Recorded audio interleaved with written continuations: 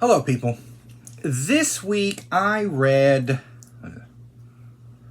The Final Reflection. Hold on.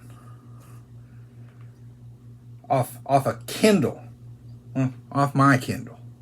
It's an actual book. Physical. Love this thing.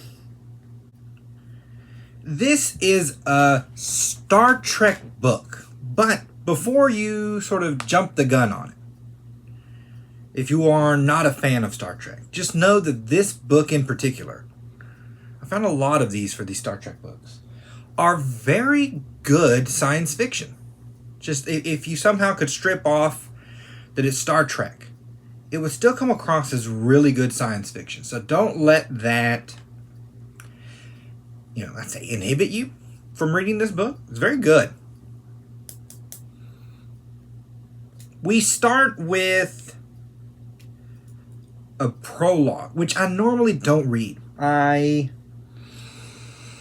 Most of the time I find prologues are they mess up the flow, or they cheat, or they're kind of a waste. So like, you want to give me some heavy action or something, like, oh, that'll be interesting when I get there, and then it makes the beginning part more dull than it needs to be, or the things didn't tie back, or I anticipate in ways that I don't want to be anticipating, if that makes sense. A lot of the times I find. This time I did read it, though. It tricked me. It said Kirk, like in line 1, and I'm like, well, I have to read about what Kirk's doing, right? It's James Tiberius Kirk. I don't really have a choice.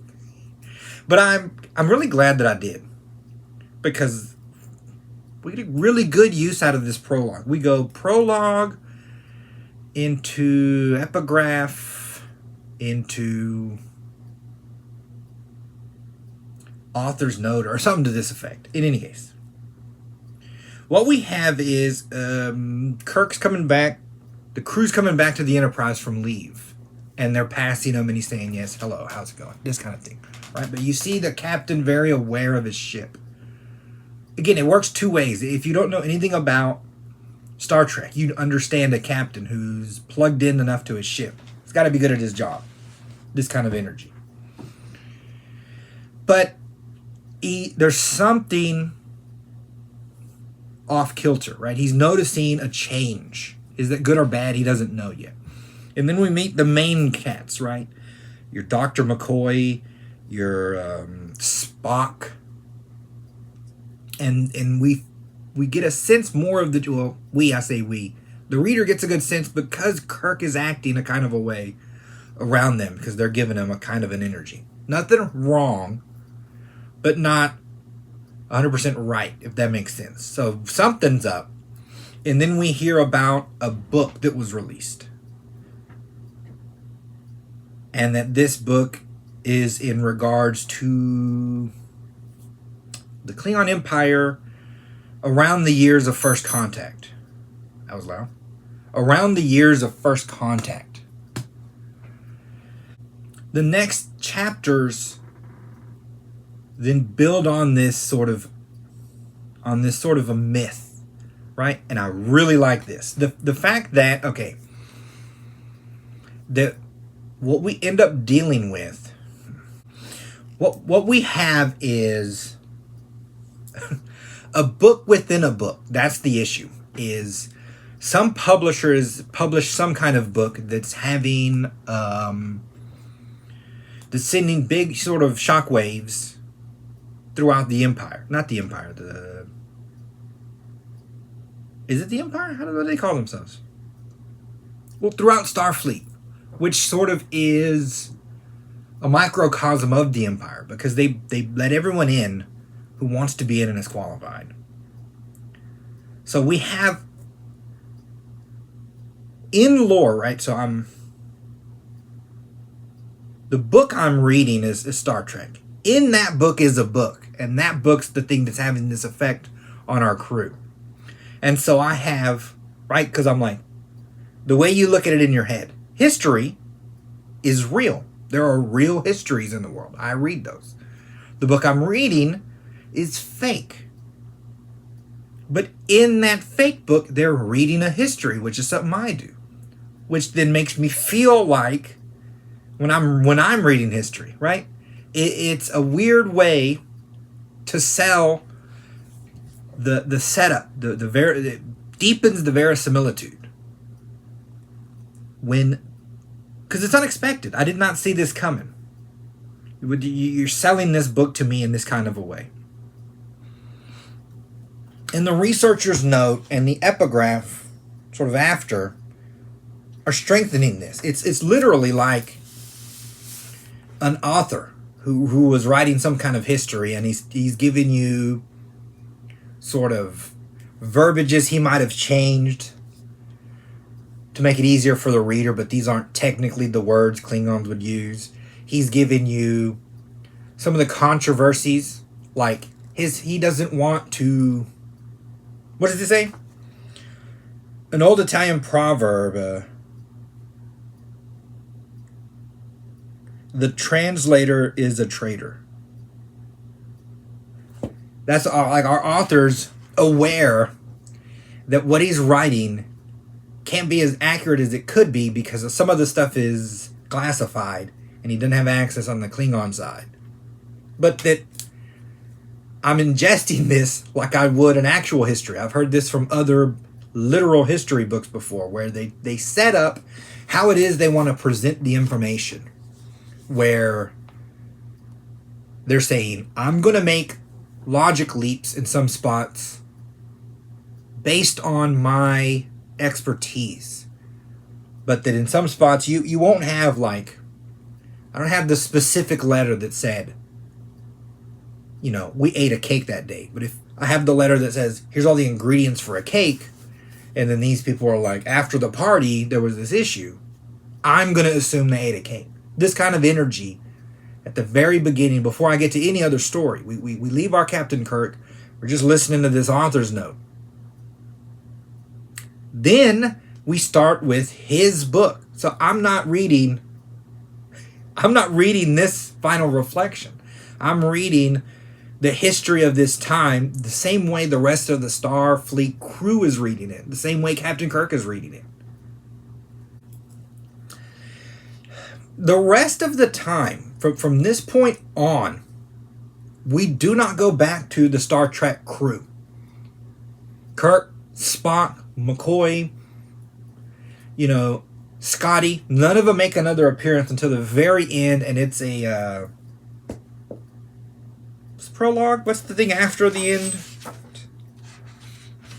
I don't remember. Epilogue. I promise I read books. An epilogue. They don't come back till then. It's purely its own inner story. Very slick.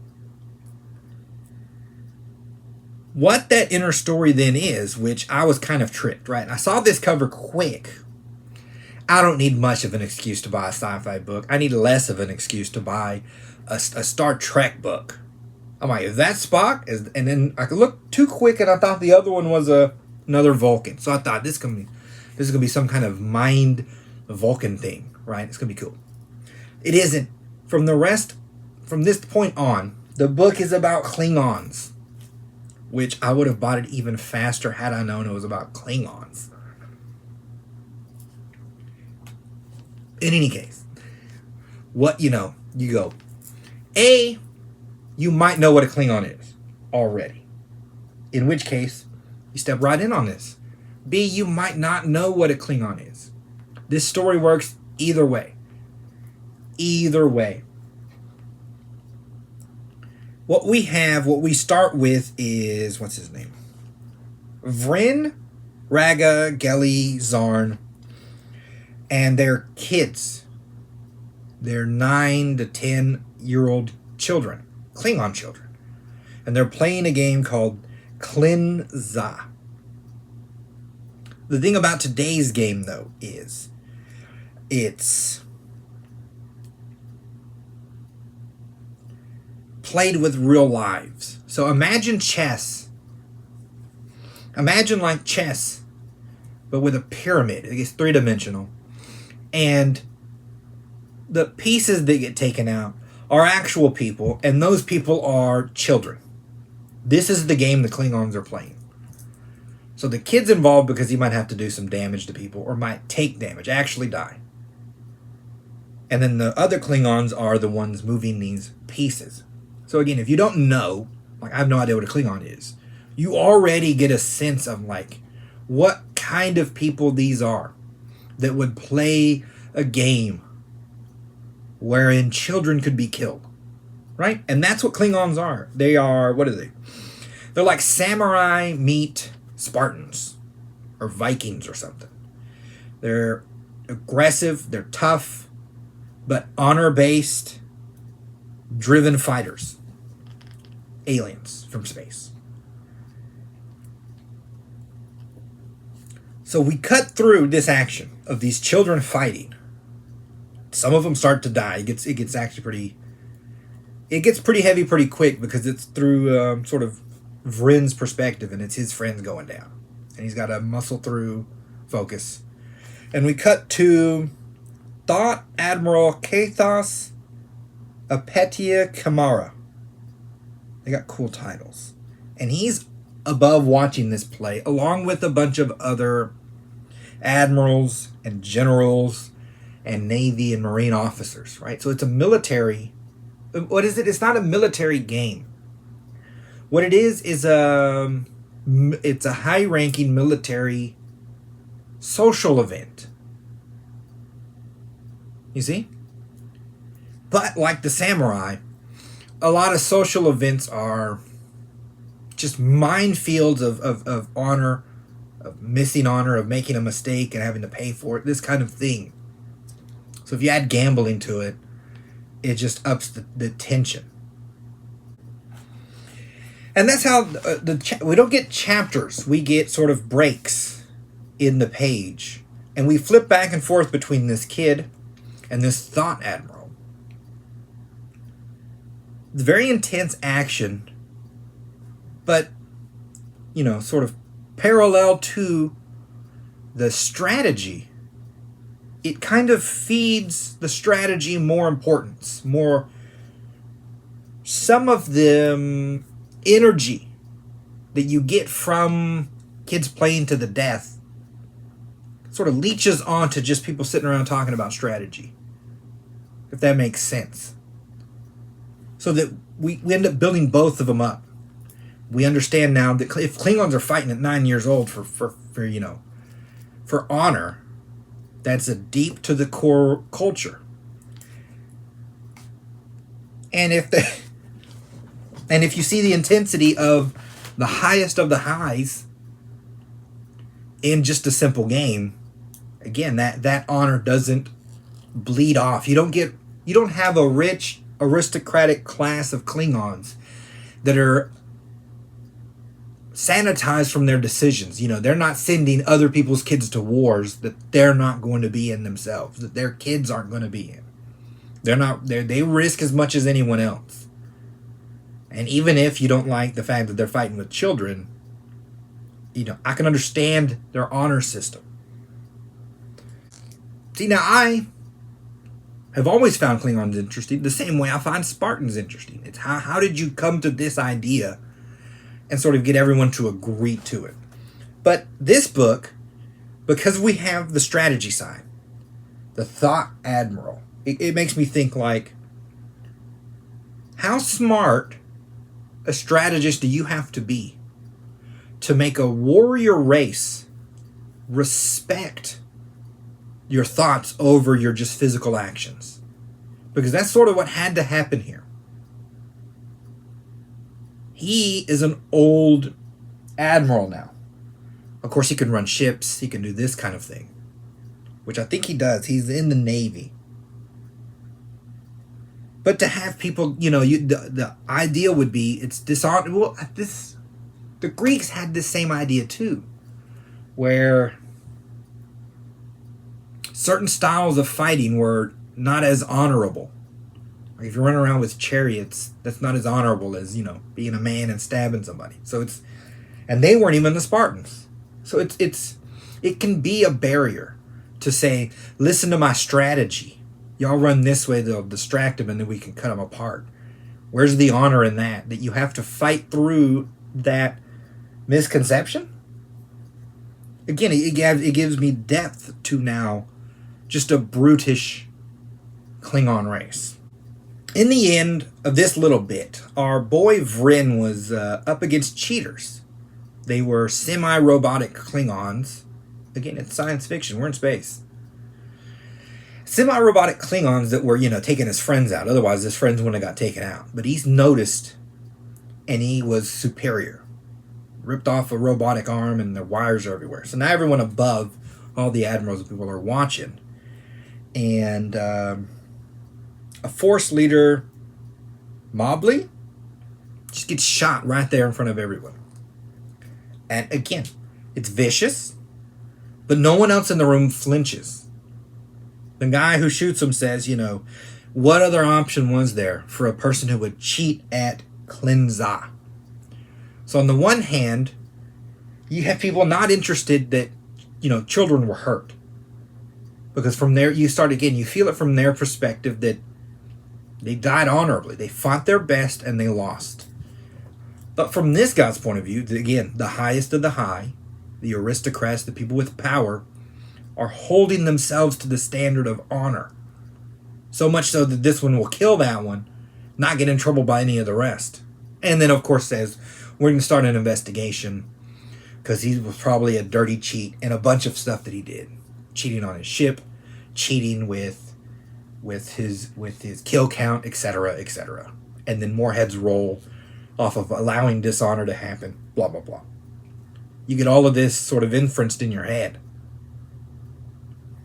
This thought Admiral Kathos then adopts Vryn.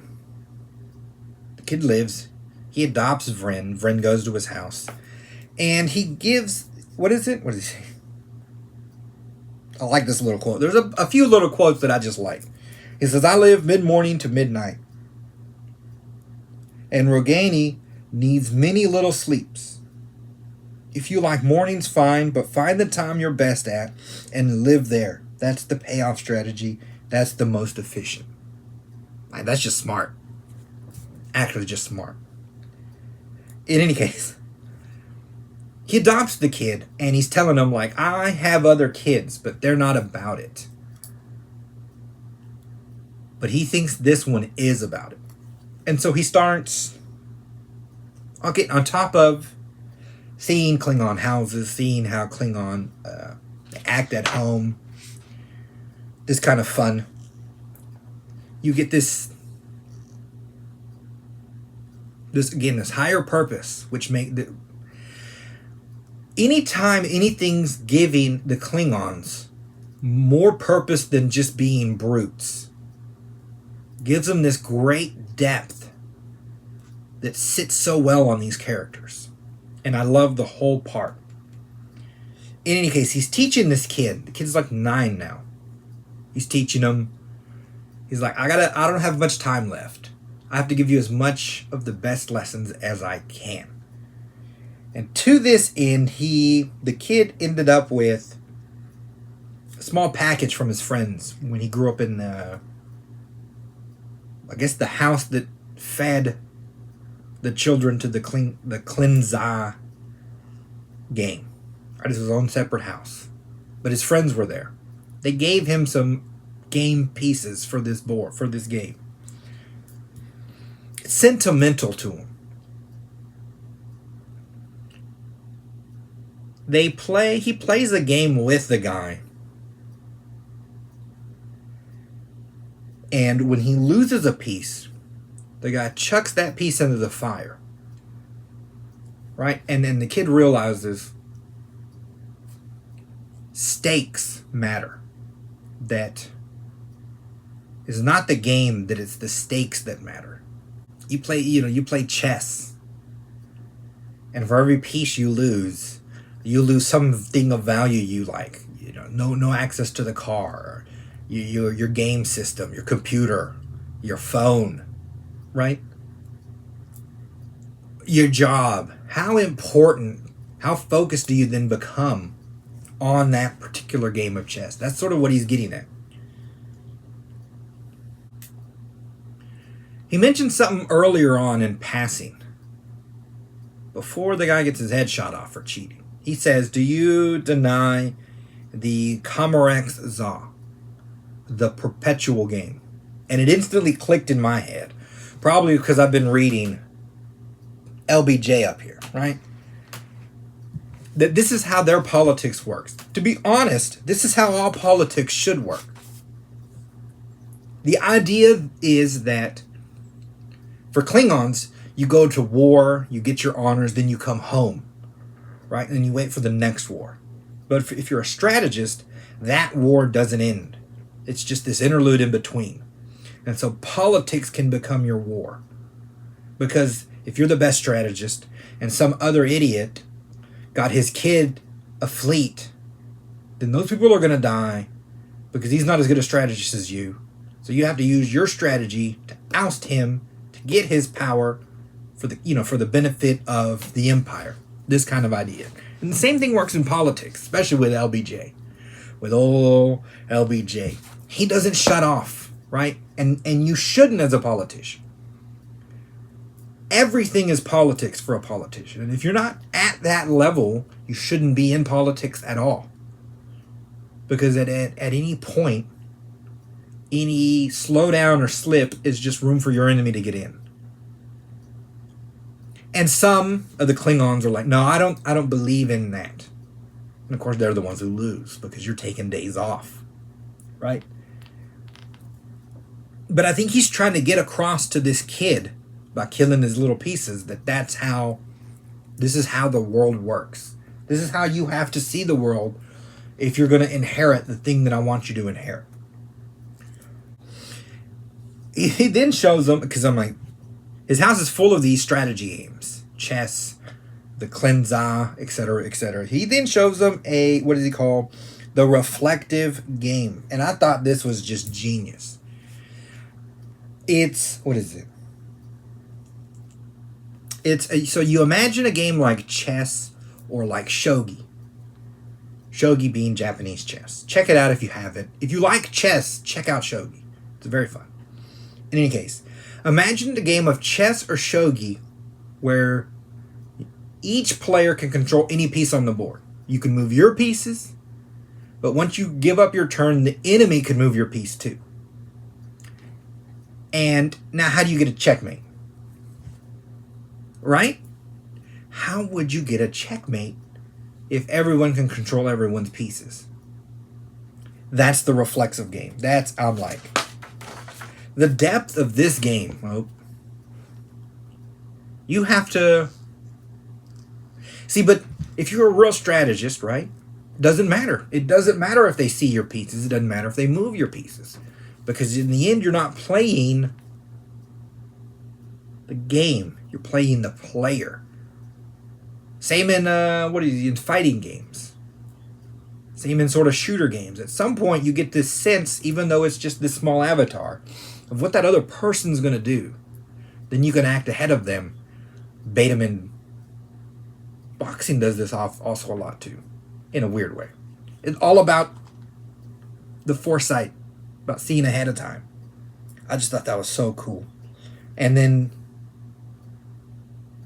that he's playing with this kid at this high level. It's what is it? There's no training mode here. We jump right into the deep end, and you better learn to swim. He goes from there to a cadet. Now, the cut is quick, so sometimes I lose track of how old he is, but I think he's about 11, maybe 12. Not many years have gone by, and they say he's a cadet. And him and his crew, they're all cadets, are at controls. And they're supposed to, they're involved in some battle. And after a second, you realize they're not in a simulation or anything like that. They're in an actual battle. The real fighting crew, officer's crew, is X amount of floors above them. And what they're messing with are controls that aren't plugged in. And I'm like, that's a great way to to test. There's actual bullets flying, Everyone could actually die, but if they die, they die. I guess. If I didn't care about them dying in a game, I'm not going to care about them dying on a ship. You can watch them if you're a training officer, see how fast people react. If you're not reacting as fast as the ones upstairs, you're probably doing something wrong because they know how to do it. Also, it says that if something happens to the actual bridge crew, their setups can be turned on and then they can just function the ship, even though they're still cadets. And I'm like, yeah, Klingons go hard. Put some kids in an actual battle. But then I'm like, how well would you be? How good a crew would you be if you started at 12 on a Navy submarine? Actually. Like, the only thing you knew is how to function this submarine. The crew by 20 would be killer. We have great action on the boat. We have a little politics, a little honor fighting, this kind of thing. But at some point he's called into the big office because his new father, his adopted father, Admiral Kamara, is accused of treason. And because he's shown his worth on this crew already, which how could he not? He was a good strategist from 9. They don't want to throw that away. So they do a behind the veil spy kind of thing. They want to ask him if he knew anything about it. Of course, he says he didn't. But his new father gets killed. He doesn't sort of cry for him, though. They don't really cry for their dead, ye old Klingons. But this guy gets dead. But again, I think that was still part of his game. He is a master strategist. I kept thinking he maybe come back like he had shapeshifted his body or something genetically, but that doesn't happen. He's actually dead. But I think they said he was sick to begin with. Now, that means, I think it's like twofold. One, I think it's him getting a dig at his, quote, useless kids, his words. Because with the honor they have, him going down dishonors them. And either they would have to change their names, which I think Vren does. He changes his name to Kryn, from Vren to Kryn. But you could have all your sort of assets taken if you were a traitor to the Empire, which was a power play on the back end somebody was doing. But that puts his useless kids in a hole where they'll either have to wake up and be useful, or they'll just sink. And it gets Vren in a track in this sort of spy. What is it? He is the spy section of the Klingon Empire is now aware of him, whereas it might be harder to get their attention in other respects. He didn't want him to be a Marine. He wanted him to be in the Navy, and that's what he picked. So that's what this does. It sets him up into that spy tract. He ends up with his own ship. It's not the greatest ship, and it's not in the greatest of places. But again, he's too good to be useless. His pirating skills are off the charts. He's sending back supplies and ships and assets to the Empire at a rate no one else is. So that when this particular mission comes up, he's on their list. And again, everything for them is this two-edged sword. They want him to go, and that's a 2-year trip, because at the time they only have warp 4. They want him to go to Earth, get a diplomat, and bring him back so that diplomat can talk to the council. But that he won't have the weapons to fight if he gets jumped. And there are unknown forces that may be arrayed against him in the completion of this mission. What those forces are, he doesn't know. So it's sort of like, if he fails, he could die. If he fails, he could be dishonored. And if something goes weird, they can sort of pin it on him anyway. It's not the greatest assignment, but there's not much way out of it either. They don't do like, okay, if you don't want to do it, you don't have to. Once they've told him about it, and it's supposed to be secret, they'll just kill him and his crew if he doesn't accept and pick somebody else to do it. But that's the way they roll, and he sort of knew that going in. So he does accept it.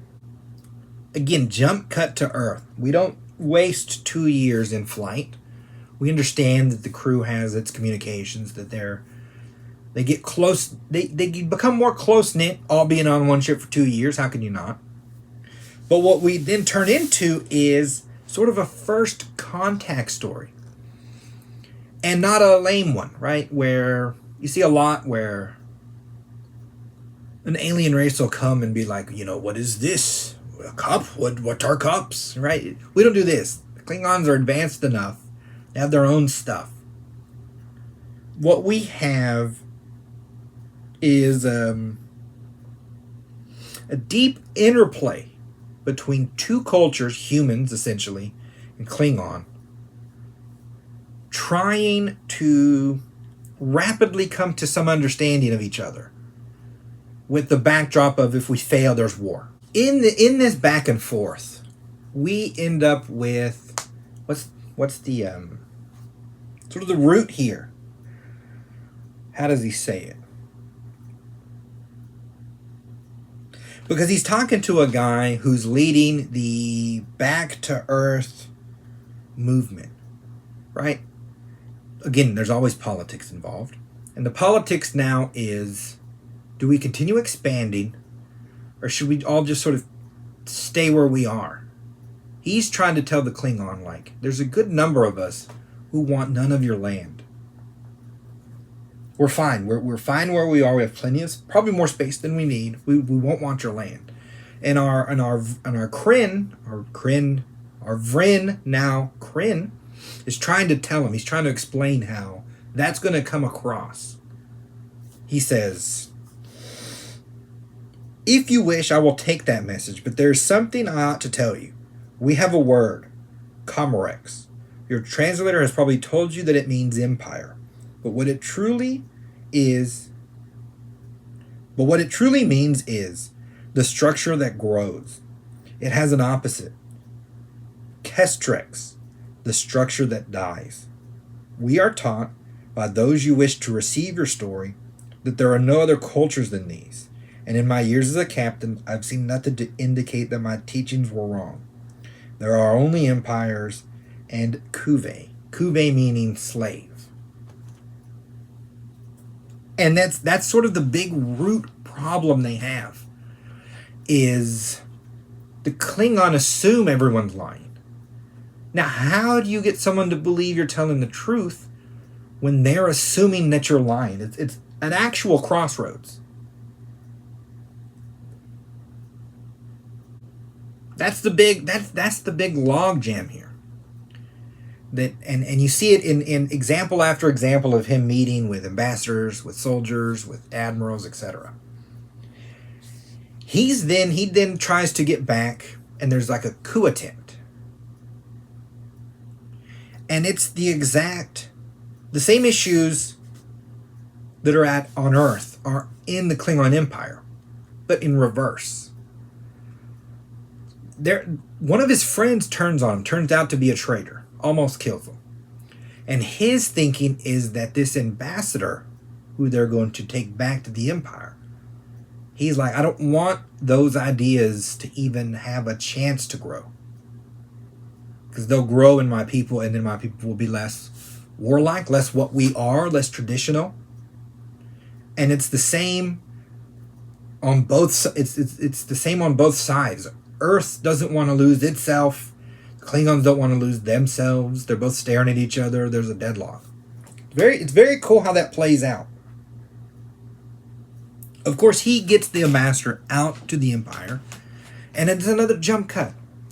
We straight jump cut all of the first contact of a human in amongst Klingons, because we sort of got that already with the other first contact. And that guy does admirably until he's recalled to Earth. And then the tail end of the book is the second trip to Earth, where our Vrin has found some of his old crew, some of the kids. One of them the lady got lost her arm. It's a robotic arm now. But we get like a very subtle romance between him and her, where she doesn't want to be with him because she's a mix. And without knowing what that mix is, they either can't have kids or won't be able to, etc. And so I think we end up having her get checked out by Dr. McCoy's father. I think it's McCoy's father. I didn't look that up.